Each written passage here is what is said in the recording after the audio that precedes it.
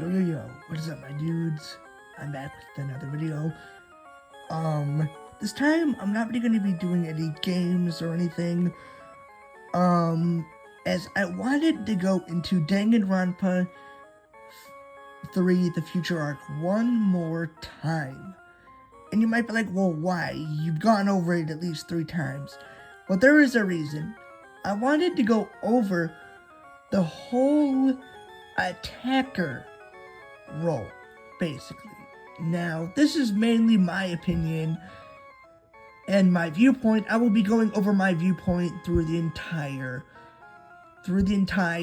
show about the attacker. Now, I haven't done this before, so that's why I'm doing it.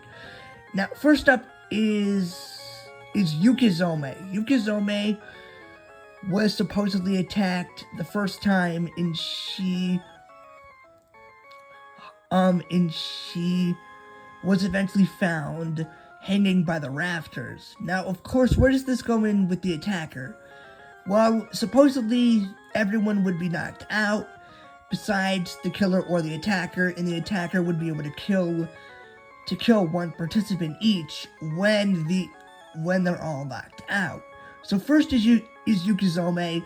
I still thought that there was an attacker during this part of the episode. It was just the first episode, so I mean it makes sense. Next one is Gozu. The Great Gozu.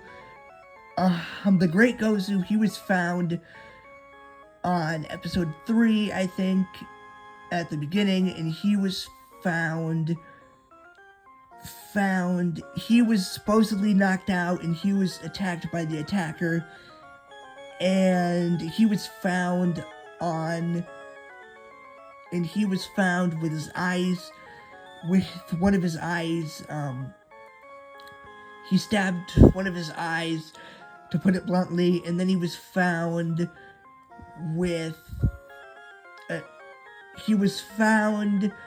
hanging by some electrical cables, and then on later inspection, he was found having to stab himself in the chest, which is the attacker's MO. It's what they're really known for and all that, at this point, because Yukizome had the same exact thing. Next up is Kimura. Kimura was found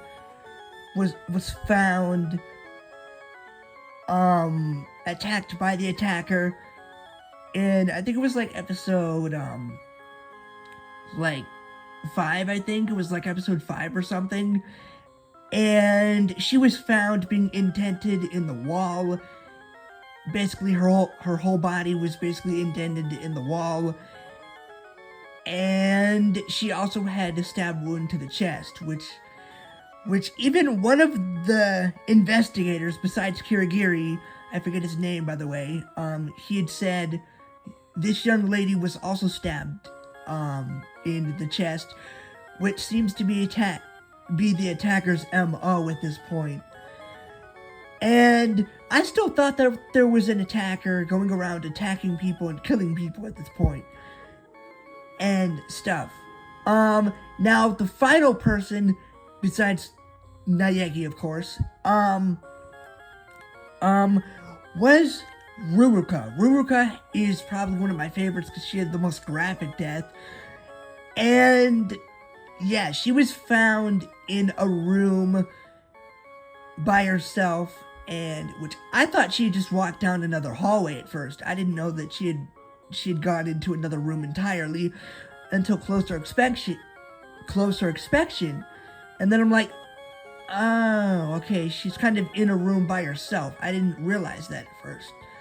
So she was found attacked by the attacker, and she had the most brutal death. She was found with stab wounds all over her body, and she had stabbed herself and the attacker had stabbed herself in the breast part of her chest, which I don't know why people were saying, she was found stab wound also in the stab wound part of her chest, because it's like, well, I mean, it looks like it, but it looks like she stabbed her actual breast, not her heart, so it made me confused. at first with the whole attacker doing that to her and all that. So I'm like, okay. Thanks for clarifying that, people. Like, I didn't know that's what she was actually stabbing instead of her actual breast, instead of her actual chest. And at this point, I still thought that there was an attacker going around killing people. And you might be wondering, well, what is this whole attacker thing? Of course there's an attacker going around killing people. Well, this is the weird thing. With every single death up to the Great Gozu, there was something odd going on with each character's death. As each character's death up to this point had shown one of the monitors being close by, including Kimura and Ruruka, with Ruruka as being the most obvious, as it showed her body on the ground, and then it showed the monitor in the background afterwards, with it being supposedly on or something. Like it had this weird red glow and all that, and it was like and it looked a bit odd, basically, to say the least. And well, the shocker to me and to most other people, unless you figured it out, was that the monitors were the thing attacking people. And the shocker was for me, even though I noticed the monitors up to even Great Gozu, I noticed that there were monitors next to the bodies. Same for Kimura and Ruruka. I just thought that they were there for like a visual effect or something. I didn't really think that they had anything to do with the attacker at all. I'm just like, okay, they're just there for like extra visual